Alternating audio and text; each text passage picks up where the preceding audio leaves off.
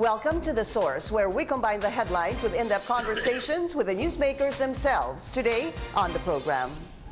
Ang kasalanan ko lang yung mga extrajudicial killing.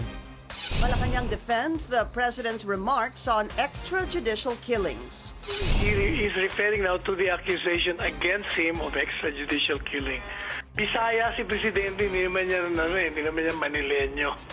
And stands by its claim of an ouster plot in October.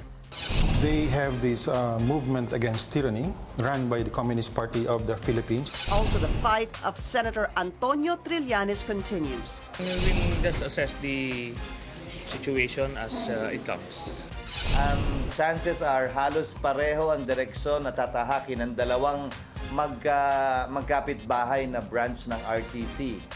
While a lawmaker is in the hot seat after controversial viral videos, Senator Chiz Escudero joins us live. And later, it's animal versus man. That's for today's In Focus.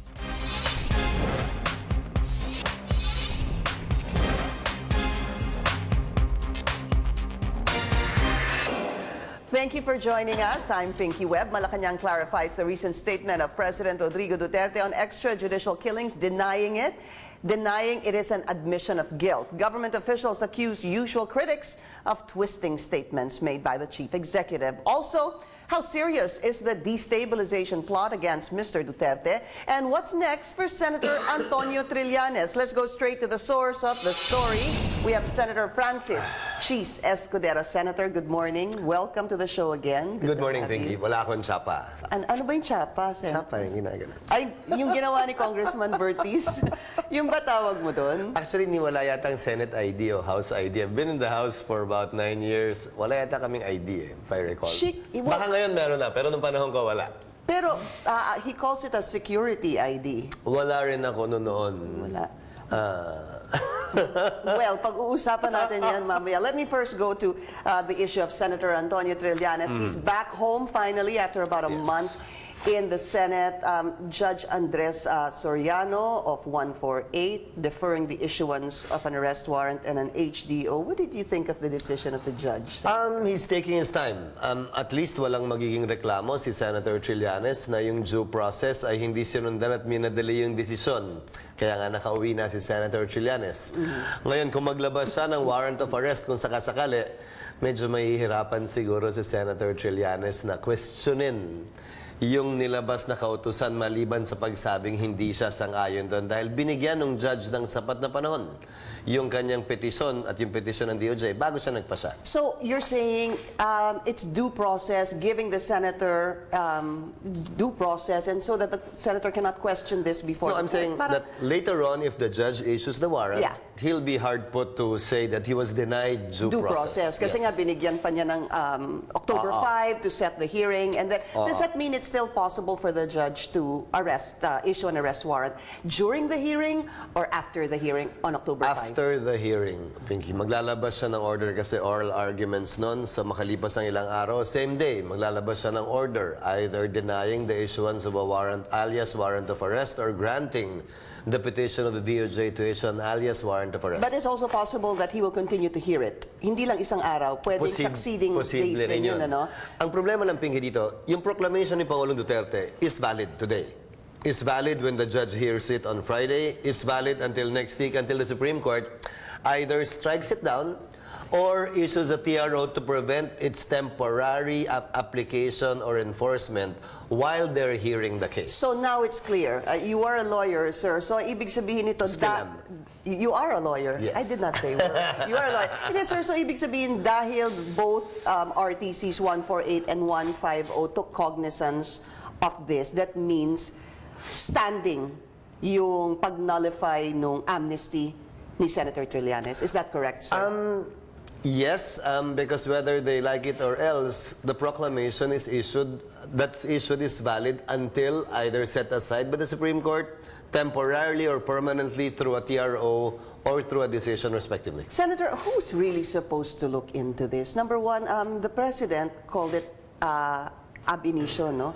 ibig sabihin, wrong from the beginning or it was never really issued. It was a mistake from day one issuing that proclamation. Of course, there was concurrence of Congress. Nung balikan po natin si President Aquino, he issued this, concurred by Congress. Kailangan ho ba ng Congress ulit para tanggalin o i-ab initio yung amnesty order?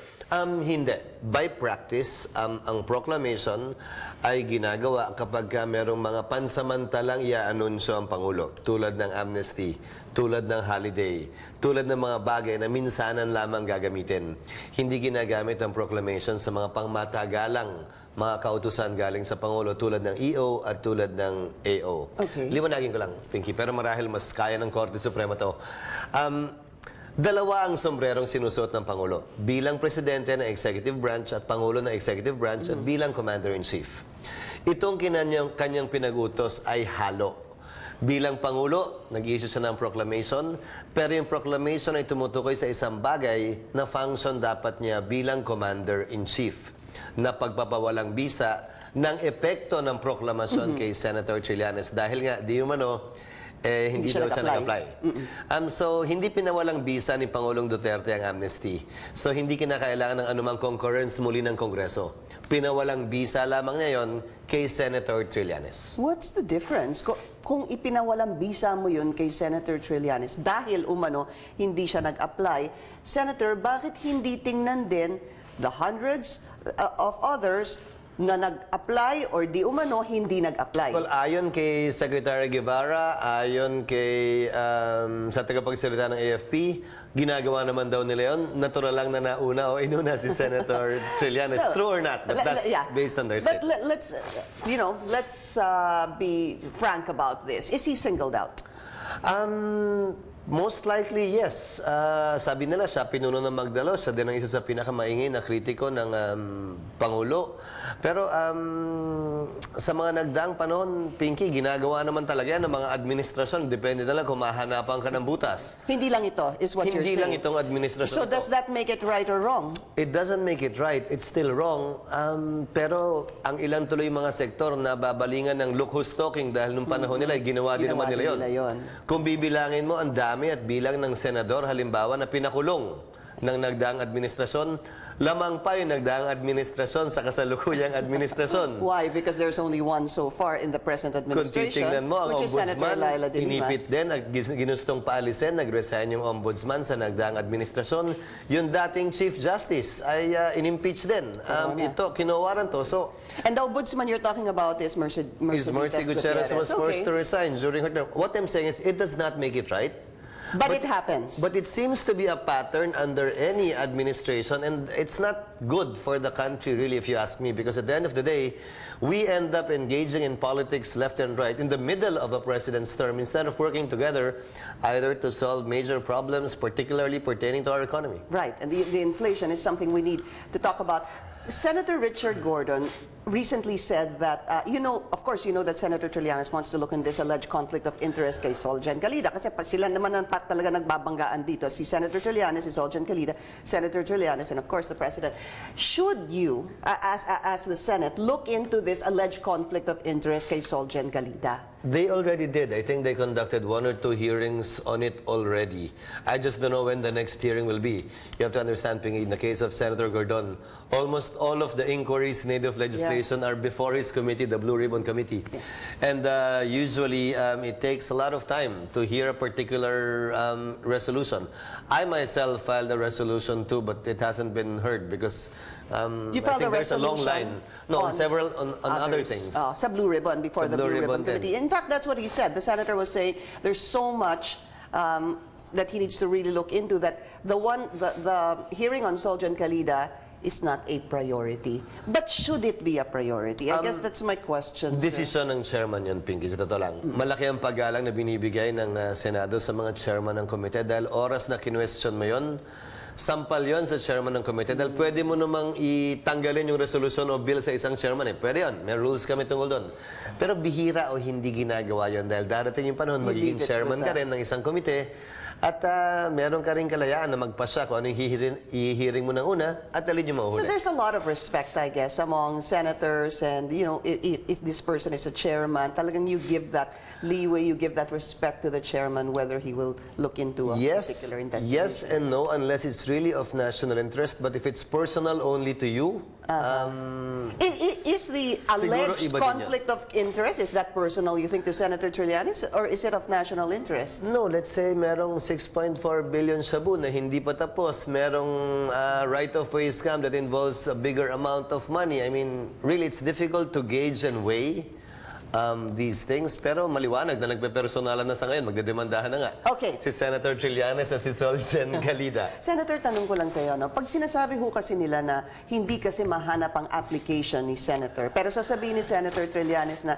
here's my certification of amnesty. Sir, please, I want to get your take on this because they're saying that government is saying it's so important for you, Senator Trillanes, to have kept a copy of your application. Yet the other side says we never keep a copy of our application. That's within the safeguard of the department that you submitted it to. Ano ho bang I think that totoo is at dito? the heart of the matter in this issue.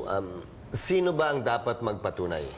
Para sa inyo? Bilang estudyante ng batas, hindi ko sasabihin mas marunong ako sa mas nakararami. Ang tinuro sa amin noon ay simple.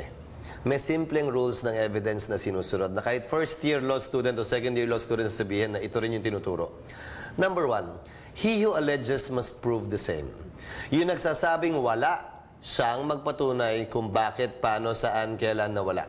Which means, so we're not reading between the lines here, sir, the burden of proof lies with the government. Tama ho ba? Yes, Okay. especially given the presumption of regularity also found in the rules of evidence na kung hindi siya nag-apply, hindi naman siya mabibigyan ng amnestiya din. Okay. Presumption of regularity. Okay, Yes. naintindihan natin yan. Na in the regular course of events, in the regular course of business of a government agency, that should always be presumed. So, ang tanong ko dito, kung nawala, dapat merong nagwala o dapat merong masisi kung bakit nawala.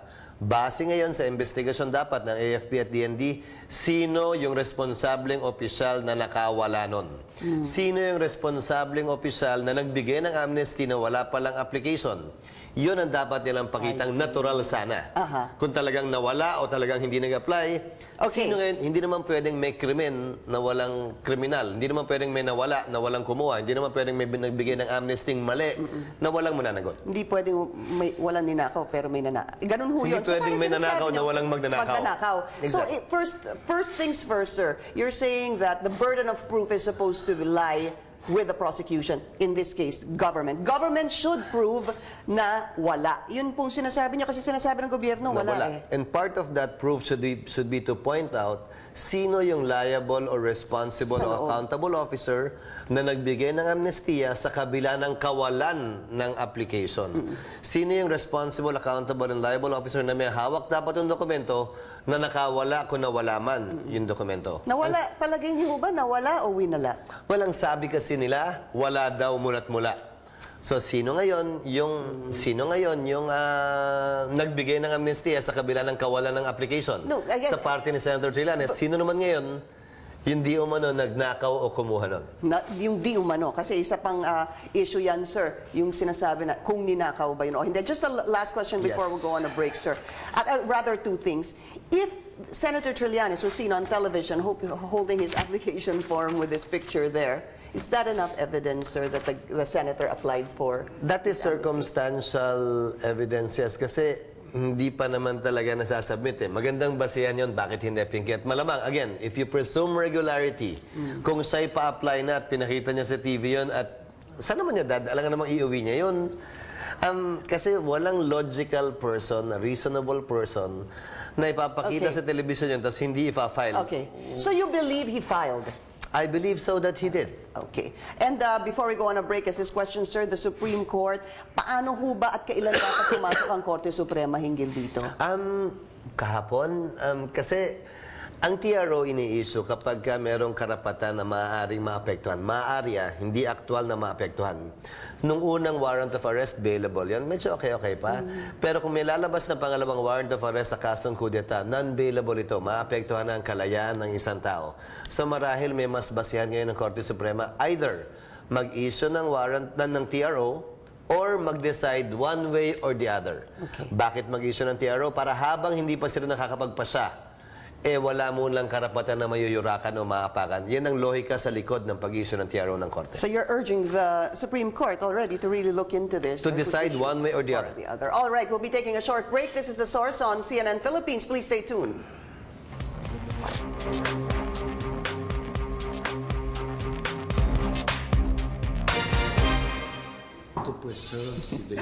You're watching The Source on CNN Philippines. Our guest today is Senator Chiz Escudero. We're talking about, just briefly, court-martial. Pwede ba yung ituloy sa isang senador na nag-file ng kanyang candidacy, nanalo? They say, obviously, he's out of the AFP once you file for your candidacy. Ibang usapin to, Pinky. Ang tingin ko ay pwede. Dahil kapag gumawa ka ng isang krimen habang miyembro ka ng sandatahang lakas, hindi naman ibig sabihin nun wala ka ng pananagutan dahil nag-resign ka o dahil tumakbo ka. De kung sino man gumawa ng kasalanan na sundalo o dating sundalo o opisyal, Can always do that. tatakbo lang siya para sa barangay kagawad o barangay captain, wala na, hindi na siya pwedeng kasuhan. Opo, okay. Hindi ganun But yun. he received daw his last, yung kanyang... Ibang usapin yun, na na-clear na siya. Pero kung na-clear naman siya dahil nga sa amnesty, iba ding usapin yun. again, it becomes You have to understand questionable. I that see. court-martial and military law is by far cruel, a cruel system compared, literally cruel. The Supreme Court has described it as cruel compared to civilian courts. Wala kang right to bail doon, wala kang right to counsel doon, wala kang right to be informed of the nature and cause of the accusation against you. In fact, ni walang schedule of penalty sa court-martial. Kunyari, conduct unbecoming of an officer and a gentleman. Mula isang araw na pagkakakulong o reprimand hanggang 10 taon na pagkakakulong sa stockade, pwedeng i-impose yan ng court-martial. Ni walang rules tungkol doon. Ang rason ay para daw ma-establish at mapalakas yung civilian supremacy over the military.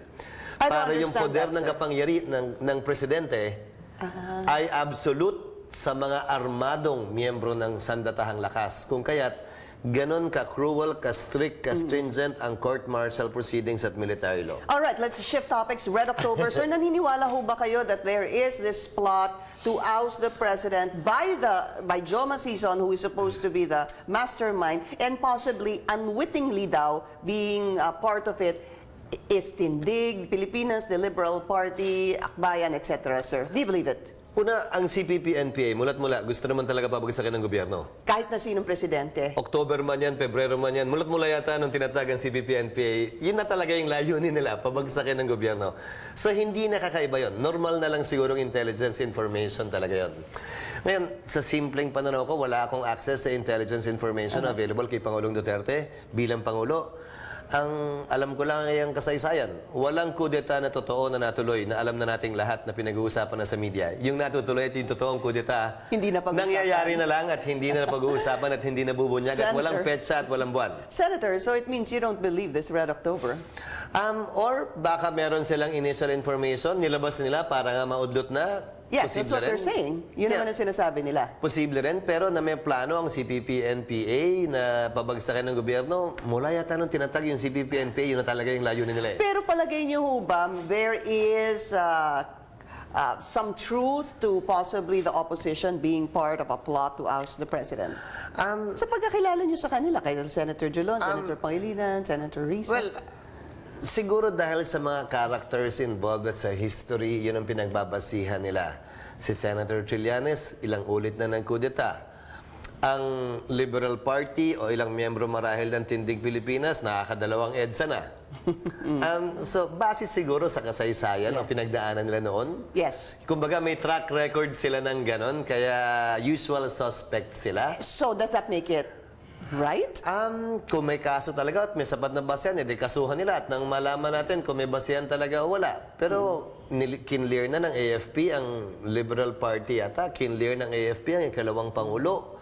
Marami naman na silang kinlear sa mga sumunod na araw matapos nun eh. Okay. Pero para sa akin, hindi magandang usapin ang anumang destabilization plot dahil bagaman makakatulong ito sa pagsisiwalat ng plano para hindi na matuloy o maudlot, nakakaapekto pa rin yan, Pinky, sa ekonomiya. Na sa dulo, hindi ba yun naman ang isa sa pinakamahalaga at pangunahing trabaho at layunin ng anumang pamahalaan? tiyakin na maganda, malusog at matatag ang ekonomiya natin para may sapat na kinikita at pagkain ng ating mga mamamayan. Sapat ba ang kinikita at pagkain ng mga mamamayan ngayon considering you have an inflation? We have an inflation of what? 6.4% in August that could go up. Maliwanag na hindi sapat ang kinikita kahit yung minimum wage. Wala pa yata ako nakitang wage increase na inisyo ng Regional Wage Board na totoo, tama, sapat dito sa Earth at dito sa Pilipinas. Palaging parang sa ibang planeta. Inflation-wise... What do you think and how do you describe the inflation we are experiencing right It's now? self-inflicted. Senator? Is it? It's self-inflicted for the most part because you're not seeing that within Southeast Asia. Hindi mo nakikita yung taas at laki ng inflation na nangyayari dito sa ibang bansa sa mundo. Lalo na yung mga karatig bansa natin. Maliwanag na ebidensya na ito'y kagagawan lamang din natin sa ating mga sarili. So kagagawa nino, sir? Nating lahat ng iba't ibang mga ahensya din ng pamahalaan, ng mga retailers, ng ilang mga traders na gusto rin magsamantala. Hindi ba kagagawan nyo bilang senador for also possibly passing Train 1? You are, di ba? Kayo po ay signatory ng Train 1 as We well. passed a version that would have put a cap on the price on the taxes to be imposed on fuel. Para nga, hindi naman pwedeng habang tumataas yung presyo, makikinabang yung gobyerno. Subalit yun ay tinanggal sa Bicameral Conference Committee. We passed safeguard measures to ensure na mababuffer, may kutsyon yung ating mga kababayang tatamaan, pero hindi naman nila ginagastos So you're para talking doon. about the conditional cash transfer, the unconditional cash transfer Na hindi naman nila supposed to be ginagastos given para to doon. millions of the poorest of the poor. Meron kang, halimbawa, order mula sa DNR, nito mga nakarang araw lang, siguro knee-jerk yun na sinasabing, pasara lahat ng quarry. Biglang tataas ang presyo ng semento, ng aggregates, habang nagbi-build ka na parang hindi sila, DNR na to, hindi na to economic team, ha? Meron kang kautusan mula sa Department of Agriculture para mag-angkat ng kung ano-anong mga bagay na apektado ang mga lokal na magsasaka. Bumaba man yung presyo sa mga mamimili, apektado naman ang kita ng pinakamahihirap nating kababayan. In-exempt namin sa Train 1, halimbawa, ang kape, pero papatawan nila ng buwis. Sana magkausap-usap sila para mas maliwanagan at iisa lamang ang approach ng pamahalaan. Upang sa gayon, mas concerted Are yung you effort sorry naman doon. you are a signatory to Train 1? Kayo ho ba ay nagsisisi? Maganda ang layunin ng Train 1, pero ngayong nangyayari ito at palpak ang pag-i-implement nila, sang-ayon ako na muling tingnan at bisitahin yung Train 1 kaugnay sa pagpapatupad ng mga nais naming safeguard Those safeguards measures. that you At kung hindi mentioned. nila gagawin yun, Okay. panahon na rin para tingnan at suriin muli ng Senado kung isususpende ito o hindi. We'll be taking a short break. This is The Source on CNN Philippines. Please stay tuned.